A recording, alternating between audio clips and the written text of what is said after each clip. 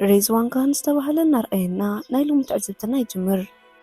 ብ1983 ኣብ መንጎ ኣመንቲ ሂንድን እስልምናን ግጭት ተወሊዑ ነበረ። በዚ ሰዓት ኣብ ሂንዲ ውሽጢ ትርከብ ንእሽተይ ከተማ ዝነበሩ ናይ እስልምና እምነት ተኸተልቲ በቶም ኣብ ሂንዲ ዝነበሩ ናይ ሂንዲ እምነት ተኸተልቲ ክጭርኡ ከለዉ ኣብ ገዝኡ ኮፍ ኢሉ ዝነበረ ሬድዋን ካህን ዝዛረቦ ነገር ክሰምዕ ይጅምር። ሬድዋን ብኦቲዝም ተጠቃዕ ነበረ። ካብ ዝሰምዖም ቃላት ድንግርግር በልዎ። ካብቶም ዝዛረቦም ዝነበሩ ዘረባታት ሓደ ሓሳባት ክሰርቁ ስለ ዝጀመሩ ክለማመዶም ጀመረ። እዚ ነገር ደጋጊሙ ክለማመድ ዝሰምዐት ወላዲቱ እዞም ቃላት ከውፅኦም ይኹን ክጥቀመሎም ከም ዘይብሉን ኣብ ዓለም ዋላ እውን ብዙሕ ሃይማኖት እንተሃለወ ኣብ መሬት ሰብ ዝተፈጠረ ሰብ ምዃኑ ክትመሮ ንርኢ። ካህን ብካልኦት ሰባት ዓይኒ ድንግርግር ዘብል ሰብ ነበረ። ይኹን እምበር ወላዲቱ ንካህን ብጣዕሚ ትፈትዎ ስለ ዝነበረት ብግቡእ ክትከናኸኖ ንዕዘብ። ኣብ ቤት ትምህርቲ ካህን ካብቶም ተምሃሮ ፍልይ ዝበለ ባህሪ ስለ ዝነበሮ ተማህርቱ የሸግርዎ ነበሩ። እዚ ዝፈለጠ ወላዲቱ ንካህን ኣብቲ ቤት ትምህርቲ ምምሃር ሓደጋ ስለ ዘለዎ ኣብ ጥቓ ዝነበረ ጥሩታ ዝወፀ መምህር ብምኻድ ወዳ ክምህረላ ክትሓቶ ንዕዘብ። እቲ መምህር መጀመርያ ክኸውን ከም ዘይክእል ተዛሪቡ ገዝኡ ክዓፁን ተፈተነ። ካህን ግን ብዝነበሮ ናይ ቋንቋ እንግሊዝኛ ክእለት ኣዘራርባ እቲ መምህር ስለ ዝተገረመ ኣብ ገዛ ክምህሮ ምስ ወላዲቱ ይሰማዕ። ኣደ ካህን እዚ ምስ ሰምዐት ተሓጎሰት። ብድሕሪ እዚ መዓልታዊ ካህን ናብቲ መምህር ብምኻድ ንበይኑ ዝተፈላለየ ዓይነት ትምህርቲ ክመሃርን ከፅንዕን ጀመረ። ሓደ መዓልቲ ካህን ከም ዝለመዶ ንክመሃር ናብ ናይ መምህሩ ገዛ ምስ ከደ ኣብቲ ከባቢ ዝሃርአ ነጉርዳዕ ማይ እቲ ገዛ ማይ መሊኡ ነበረ። ስለዚ መምህሩ ገዝኡ ማይ መሊኡ ስለ ዝነበረ ነቲ ማይ ኣውፂኡ ክሳብ ዝውድእ ንካህን ክመሃሮ ስለ ዘይክእል ንገዝኡ ክምለስ ነገሮ። ካህን ግን ንመምህሩ ኣብ ከምዚ ኩነታት ገዲፍዎ ከይድ ስለ ዘይደለየ ሓደ ነገር ይፈጥር። ነሱ ከዓ ሓንቲ ብቲ ከባቢ ተደርብያ ዝነበረት ብሽክለታ ተጠቂሙ ነቲ ማይ ከውፅኦ ዝኽእል ፓምፕ ብምግባር ነቲ ብቲ ውሽጢ ገዛ ዝነበረ ማይ ፀራሪጉ የውፅኦ። መምህሩ ነዚ ብዝረኣየሉ ግዜ ብጣዕሚ ይድነቕ።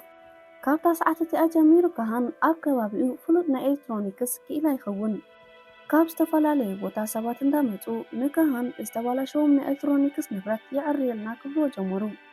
ሓደ መዓልቲ ንእሽተይ ሓው ካህን ኣብ ትምህርቱ ዝተዋሃቦ ሽልማት ሒዙ ብምምፃእ ነዲኡ ከሪኣ እናፈተነ ንሪኦ። ኣዲኡ ግን ዘይከም ዝሓሰቦ ምስ ጎረቤት ዕላል ሒዛ ስለ ዝነበረት ነቲ ቆልዓ ክትግደሰሉ ይከኣለፅን። በዛ ሓረቕ ንእሽተይ ሓው ኩሉ ናይ ኣደይ ትኩረት ዝወሰደ ካህኒ ብምባል ሕርቃኑ ኣብ ካህን ከውፅኦ ንዕዘብ። በዚ ከዓ ንእሽተይ ሓው ዛካር ብሓው ካህን እናሓረቕን እናቐንዕን ይዓቢ። ግዜታት ሓሊፉ ዛካር ናይ ካልኣይ ደረጃ ትምህርቱ ብፅቡቅ ወዲኡ ኣብ ኣሜሪካ ዝርከብ ዩኒቨርሲቲ ይኸይድ። ካህን ግን ምስ ኣዲኡ ኣብ ሂንዲ ውሽጢ ነበረ። ድሕሪ ዝተወሰኑ ዓመታት ዛካር ኣብ ኣሜሪካ ትምህርቱ ዛዚሙ ኣብ ሓደ ዓብ ትካል ተቆፂሩ ይሰርሕ። ነዲኡ እውን ናብኡ መፅያ ምስኡ ንክትነብር ይሓታ። ኣዲኡ ግን ካህን ምስኣ ስለ ዝነበረ ክትከናኸኖ ስለ ዘለዋ ናብ ኣሜሪካ ከምዘይትመፅእ ነገረቶ። ይኹን ዳ እምበር ወላዲቶም ብዙሕ ከይፀንሐት ትመውት። ካህን ከዓ ንበይኑ ሂንዲ ክፀንሕ ስለ ዘይክእል ሓውነ ዝርኡ ናብኡ ናብ ኣሜሪካ ከምዝመፅእ ይገብሮ። ኣሜሪካ ከይዱ ምስ ሓውን ሰይቲ ሓውን ሓሲና ኣብ ሳን ፍራንሲስኮ ብሓደ ክነብሩ ጀመሩ። ሓሲና ኣብ ሳን ፍራንሲስኮ ዝርከብ ዩኒቨርሲቲ ናይ ኮሌጅ መምህር ነበረት። ንካህን ኣብ ዝረኣየትሉ ግዜ ብቅፅበት ናይ ኦቲዝም ተጠቃዕ ምዃኑ ተረድአት። ከም ወላዲቱ ዋላ እንተዘይኮነት ግን ንካህን ክትከናኸኖ ጀመረት። ዝፀልኦም ነገራት እውን ፈለያ ክትፈልጥ ከኣለት። ካህን ብዘለዎ ናይ ጥዕና ፀገም ብጫ ሕብርን ናብ ብዙሕ ዝበሉ ሰባት ምሕዋስ ኣይፈቱን ነበረ። እዚኦም ኩሎም ሽግራት ምስ ረኣየት ንሰብኣያ ሓው ንዘለዎ ሽግር ከተረድኦ ከኣለት። ሓው ግን ንነዊሕ ግዜ ንካህን ብምፅልኡ ይጠዓስ። ስለዚ ክቐርቦ ብምውሳን ናብቲ ዝሰርሓሉ ዝነበረ ሒዝዎ ኸደ። ምስ በፅሑ ናይ ኣዋልድ ናውቲ ናይ ኮስሜቲክስ እናርኣየ እዚኦም ነገራት ክሸይጥ ከም ዝኽእልን ምስ ናቱ ትካል ክሰርሕ ከም ዝኽእል ከረድኦ ንዕዘብ። ካህን እውን ምስ ዛኪር ሓው ተሰማሚዑ ናይ ኮስሜቲክስ ኣቑሑት ንምሻጥ ኣብ ሳን ፍራንሲስኮ ጎደናታት ክዛወር ይጅምር። ሓደ መዓልቲ ካህን ኣብ መንገዲ ፅርግያ እንዳተሳገረ ኣብቲ ፅርግያ ብብጫ ሕብሪ ዝተሰመረ ሕንፃፅ ይርኢ። ብቅፅበት ካህን ሕማሙ ተላዒልዎ ርእሱ ብምሓዝ ኣብ ማእኸል ፅርግያ ጠጠው ይብል። በዚ ሰዓት ካህን ብዝገበሮ መንገዲ ዝሓልፍ ዝነበረ ባቡር ክሃርሞ ክብል ነዚ ዝረኣዩ ሰባት ተኣኪቦም ንካህን ክረድኡ ይረኣዩ። በዚ ሰዓት ሓንቲ ጓል ናብኡ ቀሪባ ንነገራት ክፈርሕ ከም ዘይብሉን ከይፈርሐ ዝገብሮም ነገራት ሂወቱ ከም ዝለውጥሉ ነጊራቶ ናብ ቅድሚኡ ዝነበረ ድኳን ከደት። ካህን እውን እታ ጓል ብዝበለቶ ነገርን ብድምፃን ስለ ዝተማረኸ ንዓኣ ንምርካብን ዝሓዞ ንብረት ንምሻጥን ንሳ ናብ ዘበለቶ ኣተወ። ናብቲ ትሰርሓሉ ስነ ፅባቐ ፀጉሪ ምስ ኣተወ እታ ዝሓገዘቶ ምስ ማንዲራ ይላለ።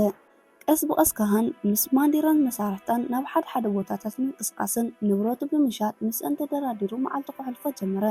ሓደ መዓልቲ ካህን ንማንዴራ ጨውሪ ክትቅምቅሞ ይሓታ። ንሳ እውን ከም ዝበላ ገበረት። በዚ ሰዓት ካህን ንማንዴራ ክምርዓዋ ከም ዝደልን ሰበይቲ ክትከውን ክሓታ ንዕዘብ። ንሳ ግን ፀወታ ስለ ዝመሰላ ብዙሕ ከይተገደሰት ጨጉሪ ቀምቂማ ምስ ወደአት ይፈላለዩ። ንፅባሒቱ ንግሆ ካህን ናብ ማንዴራ ናይ ስራሕ ቦታ ብምኻድ ስለ ሕሉፍ ታሪክ ሂወታ ከም ዝፈልጥን ብኸመይ ከም ዝተፋትሐት ከይተረፈ መሓዝቶ ከም ዝነገርዎ ይነግራ። ነዚ ዝሰምዐት ማንዴራ ብጣዕሚ ሓረቐት። ካብ ጥቃ ክርሕቕ እውን ነገረቶ። ንሱ ግን ክምርዓዋ ከም ዝደሊ ይነግራ። ሕጂ እውን ማንዴራ ብሕርቃን ማዕፆ ከፊታ ናብ ስርሓ ኣተወት። ይኹን ዳ እምበር ካህን ብቐሊሉ ክገድፋ ኣይከኣለን። በብመዓልቱ ዝተፈላለዩ ዕምበባታትን ቸኮላታን ሒዙ ብምምፃእ ንዓኣ ምርኣይ ስራሕ ኢሉ ተተሓሓዞ። መወዳእትኡ ማንዴራ ከተዘራርቦ ወሲና ኣብ ሓደ ቦታ ብሓንሳብ ኮፍ ይብሉ። ብቀዳማይ ዝሓረቐቶ ዝሓለፈ ሂወታ ስለ ዘዘከራ ብምንባሩን ሕሉፍ ሂወታ ክትዝክር ከም ዘይትደሊ ገለፀትሉ። ማንዴራ ምስ ሰብኣያ ዝተፋትሐትን ሓደ ቆልዓን ነበራ። ወዳ እውን ብፃዕርያ ትዕብዮ ነበረት። ሕጂ እውን ካህን ንማንዴራ ብተደጋጋሚ ክትምርዓዋ ይሓታ ነበረ። ማንዴራ ከዓ ንካህን ሓደ ቃል ኣተወትሉ። ኣብ ውሽጢ ሳን ፍራንሲስኮ ንሳ ሪኣቶ ዘይትፈልጥ ከሪኣ እንተኽኢሉ ከም ትምርዓዋ ቃል ኣተወትሉ። ብድሕሪ ዚ ካህን ኣብ ሳን ፍራንሲስኮ ውሽጢ ኣብ ዝተፈላለዩ ቦታታት ሒዝዋ ዘይረኣየቶ ቦታ ንምርካብ ከዛውራ ጀመረ። ግን ኩሉ ሒዝዋ ዝኸይድ ዝነበረ ቦታታት ቅድሚኡ ሪኣቶ ትፈልጥ ስለ ዝነበረት ክትምርዓዋ ይከኣለትን። ይኹን ዳ እምበር ሓደ ዘይትረድኣቶ ነገር ነበረ። ንሱ ከዓ ምስኡ ክትዛወር ከላ ናይ ወዳን ካህንን ርክብ ፅቡቅ ምርድዳእ ክህልዎ ከኣለ። ብድሕሪ ዚ ማንዴራ ንካህን እቲ ከተማ ገዲፋ ከም ትኸይድን ኣብ ካሊፎርኒያ ናታ ስራሕ ክትከፍት ከም ትደሊ ነገረቶ። ካህን ነዚ ምስ ሰምዐ ብሓዘኔታ ንዕኡን ክትማልኦ ይሓታ። ብዙሕ ነገር ከም ዘየድልዮን ሓንቲ መደቀሲ ክፍሊ እንተሂባቶ እኹል ምዃኑ ክነግራ ንዕዘብ። ማንዴራ ግን ክምርዓው እንተዘይክኢሎም ክትወስዶ ከም ዘይትኽእል ነገረቶ። ብድሕሪ ዚ ካህን ሓደ ሓሳብ ይመፀሉ። ኣንጊሁ ፀሓይ ከይወፀት ናብ ገዝኣ ይኸይድ። ማዕፆ ኳሕኪሑ ድሕሪ ምውፃእ ከዓ ከርእያ ዝደለየ ነገር ከም ዘሎ ብምግላፅ ናብ ሓደ ገቦ ሒዝዋ ይኸይድ። ብድሕሪ ዚ ቅድሚ ሕጂ ኣብ ሳን ፍራንሲስኮ ውሽጢ ሪኣቶ ዘይትፈልጥ ቦታ ይርእያ። ማንዴራ እውን ነዚ ምስ ረኣየት ብጣዕሚ ትሕጎስ። ንካህን ቃል ብዝኣተወትሉ መሰረት ክትምርዓዋ ወሰነት። ብኹነታት ዝተሓጎሰ ካህን ንሓዉ ኩሉ ዝተፈጠረ ነገር ንክነግሮ ኸደ። እቲ ዝሰምዕ ሓዉ ግን ኣመና ይሓርቕ። ምክንያቱ ኩሎም ቤተሰቡ ኣስላም ብምዃኖም ንሳ ግን ናይ ሂንዲ እምነት ተኸታሊት ብምዃና ስለዚ ኣስላምን ናይ ሂንዲ ተኸታሊትን ብሓደ ክነብሩ ከም ዘይክእሉ ክርድኦም ክቋየቆን ንዕዘብ። ይኹን ዳ እምበር ካህን ኩሉ ግዜ ኣድዩ ዝበለቶ ነገር ይዝክር ስለ ዝነበረ ናይ ሓዉ ዘረባ ብዙሕ ትኹረት ከይሃበ ንማንዴራ ክምርዓዋ ይውስን። ምስ ማንዴራ ተመሪዖም ፅቡቅ ሂወት ይመስርቱ። ግን ብዙሕ ከይፀንሑ ኣብ ኣሜሪካ ዓብ ናይ 9/11 መጥቃዕቲ ኮነ። በዚ ከዓ ኣብ ኣሜሪካ ዘለዉ ማዕኸናት ዜናን ናይ ሚድያ ሰባትን ነዚ ተሓተቲ ዝኾኑ ናይ ሙስሊም እምነት ምዃኖም ምግዋሕን ምብዛሕን ጀመሩ። በዚ ከዓ ኣብ ኣሜሪካ ዝነብሩ ማሕበረሰብ ኩሎም ናይ እስልምና እምነት ዘለዎምን ዝሰርሕሉ ቦታ ከቃፅሉን ከፍርስሎምን ጀመሩ። እዚ ጥራሕ ዘይኮነስ ኣብ ልዕሊ ሰባት እውን መጥቃዕቲ ይጅምር። እዚ ነገር በዚ ጥራሕ ዝውዳእ ኣይነበረን።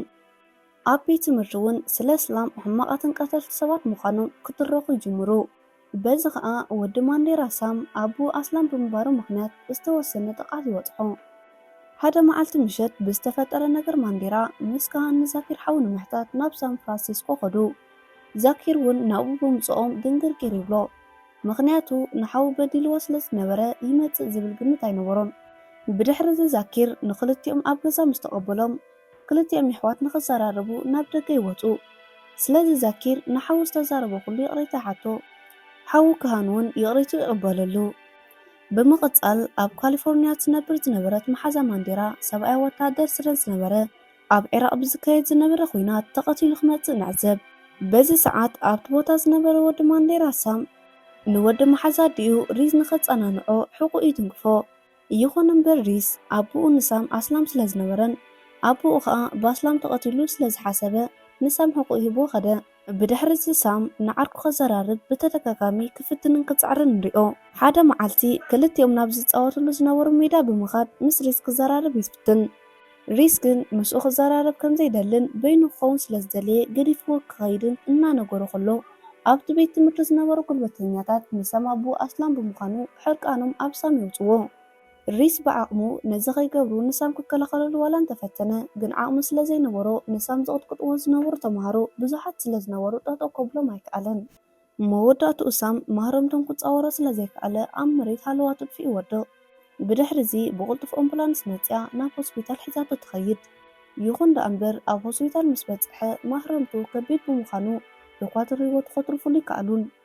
ማንዴራ እውን ወዳ ሞይቱ ምስ ረኣየት ብኽያታ ከተቋርፅ ኣይከኣለትን። ኣምሪራ እውን ክትበኪ ጀመረት።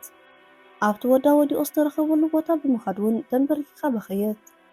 ብድሕሪ እዚ ሰብኣያ ካህን ብድሕሪኣ መፅዩ ከፀናንዓ ይፍትን። ይኹን ደኣ ማንዴራ በቲ ኩነታት ተሰሚዕዋን ሓሪቓን ስለ ዝነበረት ንካህን ዘይግቡእ ዘረባታት ክትዛረቦ ጀመረት። ንዕኡ ምምርዓዋ ከም ዘተዓሳን ምስ ተፈጠረ ኩሉ ንዕኡ ከም ትወቅስን ካብ ጥቓ ክርሕቕን ክትነግሮ ንዕዘብ። ኩሎም ኣብ ከባቢኦም ዝነብሩ ሰባት ንዕኡ ኣስላም ብምዃኑ ከም ዝፀልእዎን ንኩሎም ሰባት ንሱ ኣሸባሪ ከም ዘይኮነ ክዛረቦም ከም ዘለዎን እዚ ጥራሕ ዘይኮነስ እንተኽኢሉ ክሳብ ንፕሬዚደንት ኣሜሪካ ብምርካብ ከዘራርቦ ከም ዘለዎ ክትነግሮ ንዕዘብ። ይኹን እምበር ማንዴራ ዝበለቶ ካብ ጓሃን ሕርቃን ዝተለዓለ ነበረ። ካህን ግን ዝተዛረበቶ ኩሉ ካብ ልባ እያ ኢሉ ብምሕሳብ ንዝበለቶ ኩሉ ክፍፅም ቆሪፁ ይትስእ። ስለዚ ንህዝቢ ኣሜሪካ ብምልኡ ኣስላም ኣሸበርቲ ከም ዘይኮኑ ከዘራርቦም ክኸይድ የርእየና። ንፅባሒቱ ንግሆ ንብረቱ ጠርኒፉ ናብ ዋሽንግተን ዲሲ ምርሐ። ኣብ ጥቕኡ ዝነበረ ኤርፖርት ብምኻድ ቆሪፅዎ ዝነበረ ኤር ቲኬት ሃርኡ ክኣቱ ይፍትን። ይኹን ደኣ ኣብኡ ዝነበሩ ፖሊስ ንካህን ምስ ረኣዩ ብጥርጠራ ንንውሕ ዝበለ ሰዓት ቦርስኡ ከፍትሽዎን ኣሸባሪ ምዃኑን ዘይምዃኑን ከፃርዩ ንዕዘብ። ኣብ መወዳእታ ካህን ንጹህ ሰብ ምዃኑ ምስ ተረጋገፀ ንክኸይድ ይፈቕድሉ። ይኹን ደኣ ቆሪፅዎ ዝነበረ ኤር ቲኬት ሰዓቱ ስለ ዝሓለፈ ብኣውሮፕላን ክኸይድ ኣይከኣለን። ኣብ ጅቡኡ ዝነበረ ገንዘብ ውሑድ ስለ ዝነበረ ንኻልኣይ ግዜ ኤር ቲኬት ክቆርፅ ስለ ዘይከኣለ ናብ ኣብ ጥቕኡ ዝነበረ ባስ ስቴሽን ብምኻድ ብመኪና ጉዕዝኡ ጀመረ። ምስ መሰየ ካብ ባስ ወሪዱ ናብ ሆቴል ይኸይድ። ብድሕሪ እዚ ዓራት ንምሓዝ ሓደ ሕቶታት እናሓተተ ከሎ ብደገ ዝነበሩ ዓዋሉ እቲ ሰብ ሂንዳዊ ብምዃኑ ጥቃዕቲ የብፅሕሉ ብምንባሮም እምኒ ደርብየሙሉ ኸዱ። እቲ ዋና ብሕርቃን ኣብ ጥቕኡ ዝነበረ ሽጉጥ ብምውፃእ ይትኩሰሎም። እዚ ኩሉ ነገር ዝፍጠር ዘሎ ከዓ በስላም ዝሰርሕዎ ዘሎ ምክንያት ብምባል ምፅራፍ ይጅምር። ነዚ ዝሰምዐ ካህን በቲ ሰብ ባህሪ ብምግራም ብምሕሳንን ንሱ ኣስላም ምዃኑን ናይ ሙስሊም እምነት ከዓ ብከምዚ ዓይነት ኣገላልፃ ከራክሱ ከም ዘይብሉን ተኸተልቲ እውን ልክዕ ከም ካልኦት ሰባት ሰብ ከም ዝኾኑን ብሓደ ሕማቃት ሰባት ምክንያት ንኩሉ ክወቅት ፅቡቅ ከም ዘይኮነ ነጊርዎ ክሕዞ ዝሓሰበ ዓራት ገዲፉ ኸደ። ንፅባሒቱ ካህን ጉዕዝኡ ብኣውቶቡስ ይቕፅል። ሰልዲ ወዲኡ ስለ ዝነበረ ጉዕዝኡ ንምቕፃል ግዴታ ገንዘብ ስለ ዘድልዮን ቅድሚ ሕጂ ብዝሰርሓሉ ዝነበረ ናይ ኤሌክትሮኒክስ ሞያ እናተዘዋወረ ሓደ ንብረት ብምዕራይ ገንዘብ ክረክብን ጉዕዝኡ ክቕፅልን ከኣለ። ብኻልእ ትዕዝብትና ማንዴራ ንናይ ወዳ ሞት ፍትሒ ንምርካብ ኣብ ቤት ፍርዲ ክትንከራተት ንሪኣ። ካህን እውን ማንዴራ ንዝበለቶ ነገር ንምፍፃም ኣብ ጉዕዞ ነበረ። ሓደ መዓልቲ ኣብ ኣውቶቡስ ምስ ዝተፈላለዩ ናይ ሙስሊም እምነት ተኸተልቲ ብሓደ ምግቢ ክበልዑ ጀመሩ። ብድሕሪ እዚ ሰዓቱ ብምርኣይ ግዜ ጸሎት ስለ ዝበፅሐ ሕጂ ክሰግድ ከም ዘለዎ ክነግሮም ንዕዘብ። ንሶም ግን ከምዚ ክገብር ከም ዘይብሉን ግዜኡ ፅቡቅ ስለ ዘይኮነ ኣስላማይ ምዃኑ ሰባት እንተፈሊጦም ጉድኣት ከብፅሕሉ ከም ዝኽእሉ ይነግርዎ። ንሱ ግን ሰዓቱ ከም ዘየሕልፍን ናብ ኣምልኾ ምስጋና ከብፅሕ ከም ዝኾነ ብምንቃር ካብቲ ዝበልዕሉ ዝነበሩ ቤት ምግቢ ብምውፃእ ጸሎቱ ከብፅሕ ጀመረ። ነዚ ገይሩ ከዓ መንገዱ ቀፀለ። ብድሕሪ እዚ ካህን ቀፃላይ ጉዕዝኡ ናብ ዋላሚና ጆርጅያ ነበረ። ኣብ ባስ ስቴሽን ኮፍ ኢሉ ኣብ ዝነበረሉ ግዜ ሓደ ቆልዓ ካብ ብሽክለታ ወዲቑ ጉድኣት በፂሕዎ ረኣየ። ሽሚቱ ቆልዓ ጆል ክኸውን ከሎ ካህን ቀልጢፉ ናብኡ ብምኻድ ነቲ ቆልዓ ይሕግዞ። ናብ ገዝኡ እውን ሒዝዎ ይኸይድ። ኣብቲ ገዛቱ ቆልዓ ምስ በፅሑ ወላዲቱ ጆኒ ንካህን ኣመስገነቶ። ንውሽጢ ኣትዩ ምስኦም ሓዲሩ ንክኸይዱ ነገረቶ። ካህን እውን ዝኸደሉ ቦታ ስለ ዘይነበሮን ኣማራፂ ስለ ዝሰኣነን ኣብኡ ምስኦም ክፀንሕ ይውስን። ንምሸቱ ካህን ምስ ጃኒ ኮፍ ኢሎም ድራር እናበልዑ ንሪኦም። ብዛዕባ ደቆም እውን ዕላል ጀመሩ። ወዲ ጃኒ ናይ ኣሜሪካ ወታደር ስለ ዝነበረ ኣብ ኣፍጋኒስታን ከይዱ ከም ዝሞተ ንካህን ነገረቶ። በዚ ከዓ ሓዘን ይስምዖ። ንፅባሒቱ ንግሆ ናይ ወዳ መፀናንዒ ስነ ስርዓት ኣብ ቤተ ክርስቲያን ስለ ዝተዳለወ ጃኒ ምስ ካህን ናብኡ ንርሑ። ኣብቲ ውሽጢ ከዓ ኩሎም ሰባት ኣብ ቤተሰቦም ዝገጠሞም ሽግር ክዛረቡ ይጅምሩ። ናይ ቀብሪ ስነ ስርዓት ብከምዚ መዳይ ይፍፀም። ብኻልእ ትዕዝብትና ማንዴራ ንዝሞተ ወዳ ድምፂ ስለ ዝደለየት ኣብቲ ናይቲ ቤት ትምህርቲ ሜዳ ናይ ወዳ ስእሊ ዘለዋ ባነር ኣስሪሓ ነቶም ተምሃሮ ክተሪኦምን ሓገዞም ክትሓትትን ንሪኣ። ይኹን ደኣ ከምዚ እናገበረት ወላ ሓደ ጫፍ ክትረክብ ኣይከኣለትን። ካብዚ ዝበኣሰ ናይ ወዳ ቅትለት ዝሓዘ ፋይል ብፖሊስ ከም ዝዕፆ ይግበር። والحانت خجبرو خمزي كلون كنغروان رئي بز أمنا استسمع مانديرا قتال دكا بناتا منقد خم ترخمو بمنقار كابسندا بوليس تواتس بدحرزي ناي ودا سئل زحازة ورقت عملو ختما خطك جمرت بغال تأزبتنا كهان نجول النجان تفانيو قعزو قاتلا ኣብ ዋሽንግተን ምስ በጽሐ ፕረዚደንት ኣሜሪካ ኣብ ዝሳተፈሉ ኣኼባ ንምኻድ ግዜ ይጽበ ነበረ። ሓደ ግዜ ጸሎት ክገብር ናብ መስጊድ ከደ። ኣብቲ መስጊድ ከዓ ሓደ ዶክተር ነቶም ኣብኡ ዝነበሩ ኣመንቲ ዘይኮነ ትምህርቲ ክምህር ካህን ሰምዐ።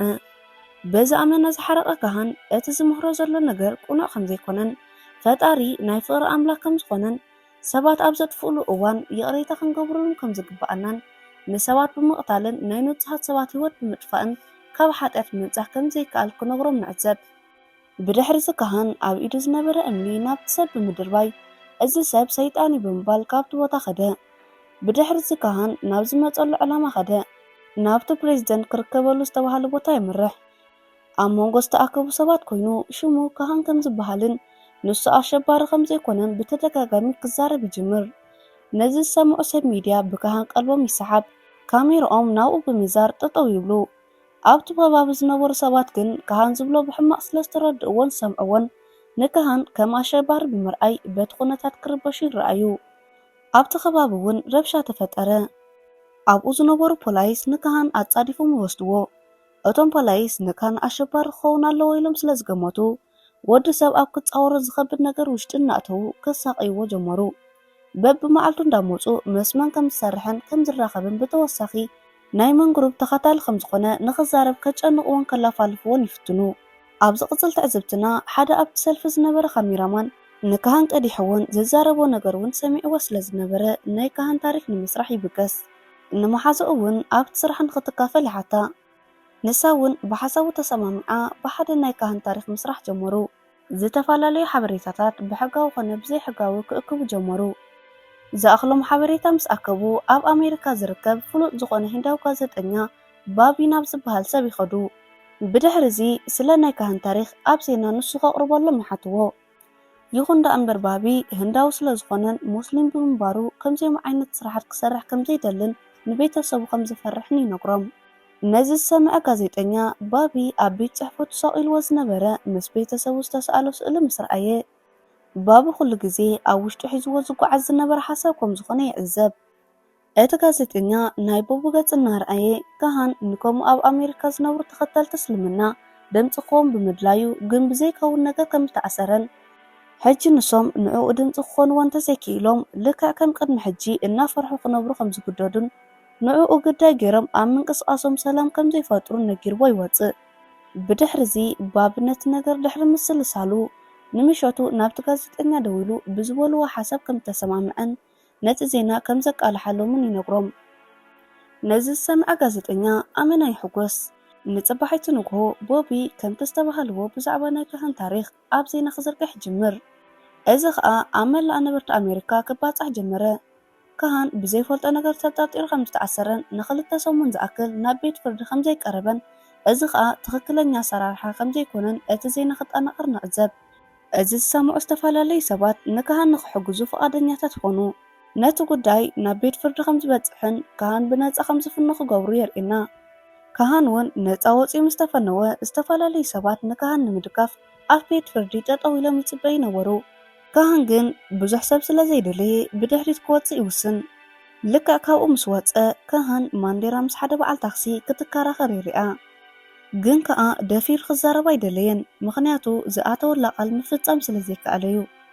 ብድሕሪ እዚ ክሳብ ዝገብሮን ነቲ ፕሬዝዳንት ረኺቡ ንሱ ኣሸባሪ ከም ዘይኮነ ክሳብ ዘይተዛረበን ንዓኣ ንዘይምርካብ ወሲኑ መንገዲ ቀጸለ። በዚ ሰዓት ኣብ መንገዲ ሓደ ዜና ቀልቢ ይስሕቦ።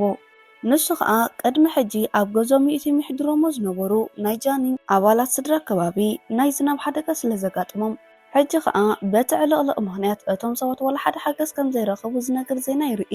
ብድሕሪ እዚ ካህን ንፕሬዝዳንት ምርካብ ገዲፉ ናብ እንዳ ጃኒ ገዛውቲ ይኸይድ። ኣብኡ ምስ በጽሐ ልክዕ ከም ዝሓሰቦ እቲ ከባቢ ብውሕጂ ዕልቕልቑ ይዕዘብ። ብዙሕ ግዜ ከየድፍአ ካህን ንዕኦም ንኽረድእ ላዕልን ታሕትን ክብል ይጅምር። ብድሕሪ እዚ ካህን ንሓዊ ዛኪር ኩሉ ዝተፈጠረ ነገር ብዝርዝር ነገሮ።